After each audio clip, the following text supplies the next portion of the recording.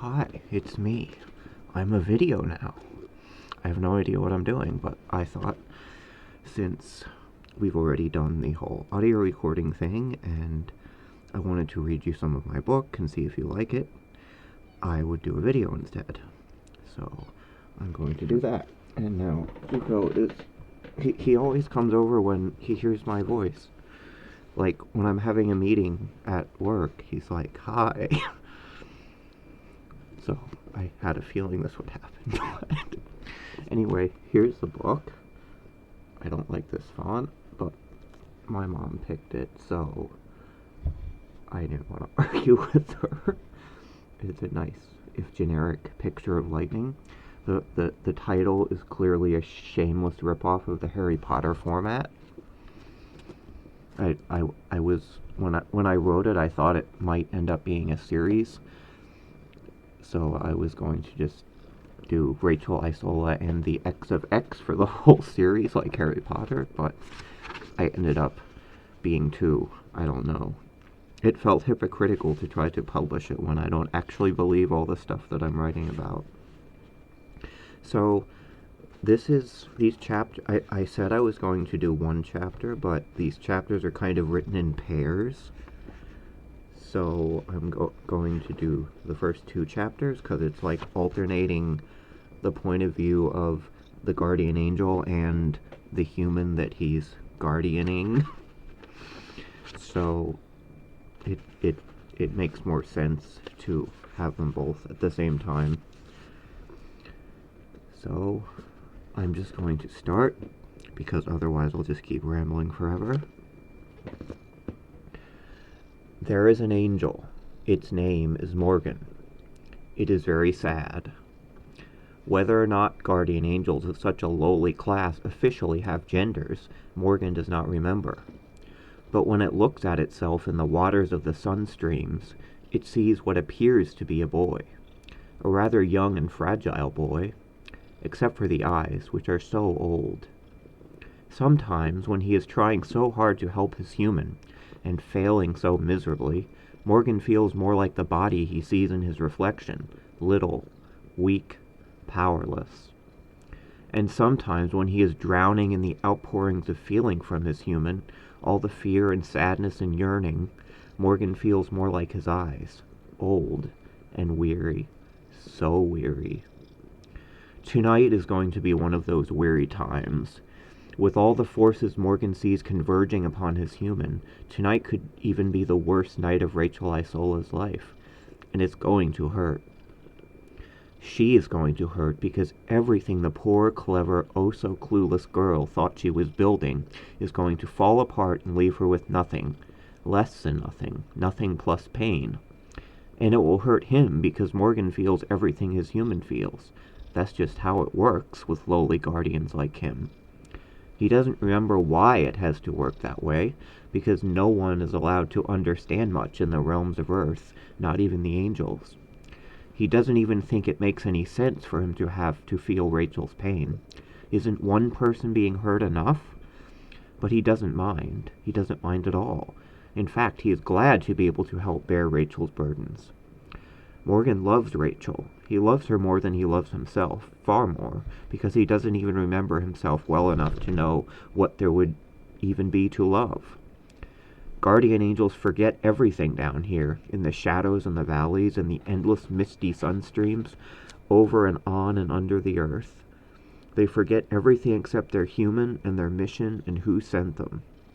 But that's okay, Morgan knows. He doesn't need to remember anything else. It would just be a distraction. He is here to watch over Rachel. He is here to protect her and to help her in all the little weak ways that angels are allowed. But tonight will be different. Tonight, no one can help Rachel. Tonight, he'll just have to watch and wait and cry with her. Morgan can't wait for tonight to be over. He knows it will only get better from here because that is his mission handed down to him from on high. Operation Rains of Spring, it was named on the assignment sheet, the first thing he read after coming down to Earth and passing through the chambers of memory. The operation will change Rachel's life, if she lets it, and show her what a precious gem she is, and why God would place such a being as her in such a sad, cold part of the world. It will be Rachel's test, her refining fire. If she gets to the end without giving up, she will look back in grateful wonder and regret not a thing. All in a single summer. A summer of magic that could save a life and start a fire that could change the world, or at the very least one little town. A summer that will take all of Morgan's prowess as a guardian angel to survive, and more than a few miracles besides. A summer that could give Rachel what she's been waiting for all her life, or kill her dead. A summer of dread and hope and joy and destiny. A summer of storms. Da, da, da. Okay. The second chapter is a little bit longer, but I don't think it will take much more than like 20 minutes total for the whole recording. Hopefully that's not too long for you. Chapter 2. There was a girl named Rachel. She was excited. Rachel was so excited that she was almost literally afraid of bursting. But only almost, because that would be ridiculous. People didn't burst. They just, well, what did happen to people when they got too happy? Was there even such a thing as too happy? She wasn't sure. She hadn't had enough happy times in her life to experiment with the limits. Mostly she was too busy trying to make sure her happinesses weren't flukes, and that they would keep coming. She was so much more apt to worry about present happinesses lasting into the future than to simply enjoy them in the moment. Funny how that worked. But enough about that, Rachel thought. It's my bad habit of overthinking things anyway. I shouldn't think so much. I should just be. Anyway, that was the message from last month's youth group series. Don't worry about your life. Don't grasp so hard to the things you love that they end up slipping through your fingers. Just trust God a little more. Trust Him enough to believe that if He was good enough to give you this gift, He'll be good enough to let you keep it and give you way more later on, as long as you're thankful enough for the first gift. That was the gist of the message, she thought, or at least as much as she could figure out, while only paying half attention to the speaker, while the rest of her was carefully sneaking longing glances at Ian. Ian was the boy of the forest. He was like the deep woods and the smell of fresh rain, and his smile sparkled like god beams falling through the canopy into 100 bubbling streams. He was radiant happiness and electric joy and bristling power and warm, cuddly trust. And Rachel needed him with every fiber of her being. Sometimes she was quite sure she needed him more than God, and she felt that way so totally that she barely had enough room left for the inevitable guilt. Ian was from Cardiff, Wales, and had moved to Angel Falls only last year around Thanksgiving. Barely 6 months. He was just settling into the school church routine that encompassed nearly everyone's lives in Angel Falls. Like all charming, slightly mysterious boys, he did an excellent job of keeping to himself. No friends yet, at least no close friends, just a lot of acquaintances. Her future sweetheart was kind and courteous to everyone who bothered to treat him kindly in return, but didn't seem to spend significant extra time with anyone in particular. Ian was an only child, of course. Everyone knew his family was rich, but even if they didn't, Ian's casual display of the latest fashions made it obvious that he didn't care much about money and didn't need to. That, of course, meant that Rachel had virtually endless competition in her quest to land Ian.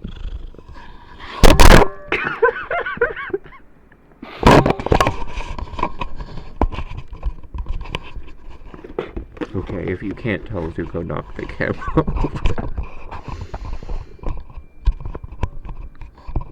And now it's being annoying and not wanting to go back because it's precariously balanced.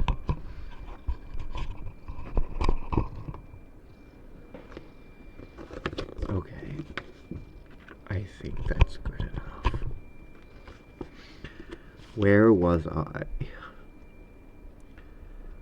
Okay, he was homeschooled, so that put most of the public school girls out of the equation. Ian spent huge amounts of time at church around other kids their age. Rachel knew that. Just because a girl went to church sure didn't mean she really believed in everything she was taught. Girls who were normally quite pure-hearted and sincere about God were not at all immune to Ian's charms, or the fragrant allure of having a boyfriend who could very probably buy you anything you could think to want. There wasn't even much room there to feel guilty about greed. If God wanted you to have a rich boyfriend and so paved the way for you to get him, it would be practically wrong to worry about how much money he spent on you, or whether there might not have been a better and more godly use for that money. Some girls were just made to be princesses and find their princes. But Rachel wasn't like that. And she was pretty sure Ian wasn't either. She was pretty sure they understood each other. Rachel was, as far as she and anyone else had ever been able to tell, just an ordinary girl. She was average. She was boring. She liked to look pretty and spend a bit of time on the how-to of it, but she didn't quite fit in with the fashionable cliques at school or at church. She had enjoyed drawing and banging on the piano as a kid, but had no artistic talent whatsoever. She liked sports and video games well enough, playing and watching both, but unlike her tomboy best friend Kehlani Lorelli, she wasn't quite tough enough or geeky enough to fully belong to those crowds either. She didn't particularly belong anywhere. She was a loner. Sort of.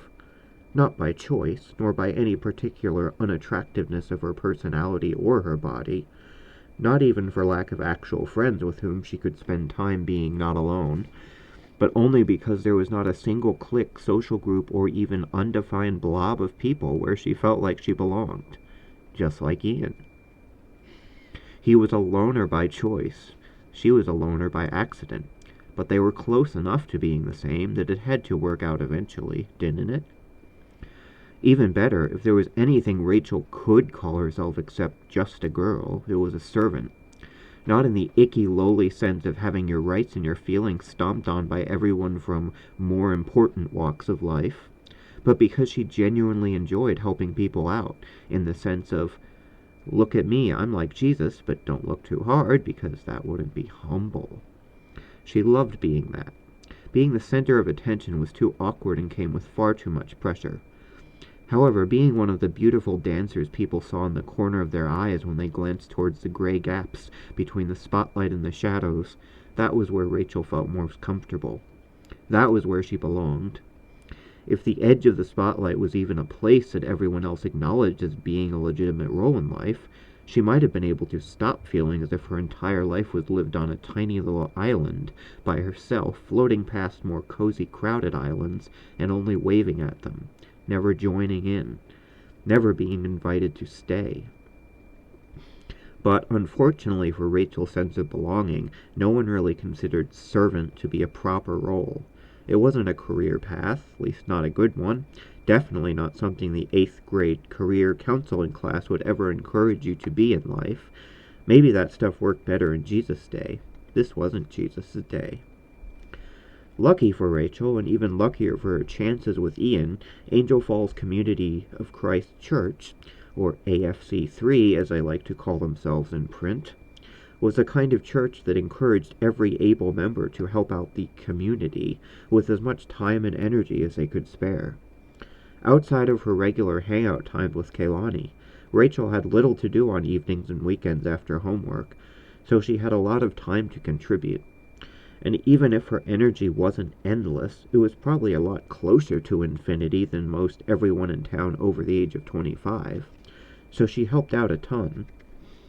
There were only so many things a 13-year-old girl was even allowed to help out with, but whenever they called her, she came. And if they didn't, she found a way to be useful anyway. Sunday mornings, first service, teacher's assistant in the first grade Sunday school class. Second service, help her aunt man the welcome center. That sounds too much like Ant-Man, like Marvel. Help her Ant-Man the welcome center. Wow. While listening to the sermon on the intercom, Sunday evening helped take care of whiny, lonely babies in the nursery while their parents were in the sanctuary worshiping. Wednesday evening, her only sort of me time at church, small group with Kehlani and a handful of other girls she didn't particularly know or like. Friday evening, babysit the little kids whose parents were volunteering at the church's gym hangout. a weekly gathering of the youth group and the occasional unchurched kids who got roped into coming along for one reason or another. My goodness, there were some really cute secular boys, as her mom would call them. And after doing all that every week, there were still the youth retreats, church picnics, special conferences, concerts from popular Christian artists, and whatever else the people in charge of the church could think of to make themselves feel confident that the congregation was getting its money's worth out of the expensive new building, only 3 years old. At least that's how Rachel's dad put it. Rachel was just glad for every chance she could get to help out and feel useful, feel part of something, invited to someone else's island, instead of being bored and alone on hers. But that was before. That was how she'd felt most of her last few years until this spring. Now that Ian had been volunteering at almost every single one of the same events as Rachel, being bored and alone was getting to be a distant memory. Rachel was now lying belly down at the head of her bed with her phone clutched tightly in front of her eyes, actually texting Ian Llewellyn, asking him to meet up with her at the church graduation party tonight. She was so excited and nervous that she felt very close to nauseous. Now,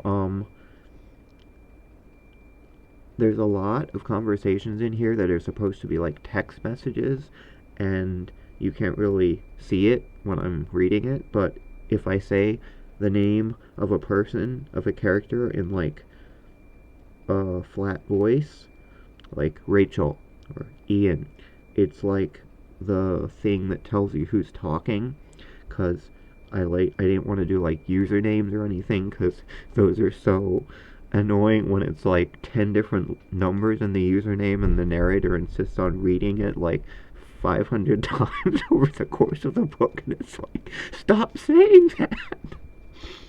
So I just did the names, the first names, so I'm just trying to make sure you understand this section. Rachel, do you want to meet up tonight? Smiley face. Ian, how so? Rachel sighed. How so? Did they have different customs in Wales? How could he not understand such a simple gesture of attraction? No, of course he understood. She'd seen a TV show where the main characters were from Ian's home city of Cardiff. Besides the delicious accents and some weird phrases, it was practically the same as America, so he must be deliberately being coy, or... Ian, sorry, busy, in the woods. Rachel felt a bit better. He must have taken her silence for some kind of offense or disappointment, and added that last bit to try to make her feel better, which must mean he cared. And if he was in the woods, that was at least a good reason for his vague first response. Ian apparently spent almost all his free time out in the woods, mostly in the nearby Conestoga State Park. No one really knew what he did out there, since he had never invited anyone to come along. Many of Rachel's classmates had theories about that, some of them spine-tingling, sometimes some of them morbidly cynical. Rachel thought them all ridiculous. Ian was only in 9th grade, and even if he did have rich parents, there was only so much trouble a 14-year-old boy could be getting into in the woods, right? Still, she was dying to know. Ian, are you attracted to me? Rachel's stomach slammed into the back of her throat as a tremor went through her so hard she almost dropped the phone. She took way too long with her reply as her fingers stuttered horribly trying to find the right keys. Rachel, that's why I wanted to meet up, to talk about that. Ian's reply also took way too long for Rachel's nerves. Ian, well, I sort of like you too, smiley face. Unfortunately, things are kind of complicated with me right now. I would tell you to wait, but I don't want to make you all nervous and confused, so yeah, let's slip away sometime. I'll find you. Well, thought Rachel, those last two sentences were breathtakingly exhilarating. The rest of it, though, it wasn't yes, but it wasn't no. Rachel got up, slipped her phone into her pocket, steeled herself, and marched into the bathroom. Time to show Ian Llewellyn how having a girl like me in his life could uncomplicate it pretty quickly. The end. And that is like 9 out of like 350 pages, so.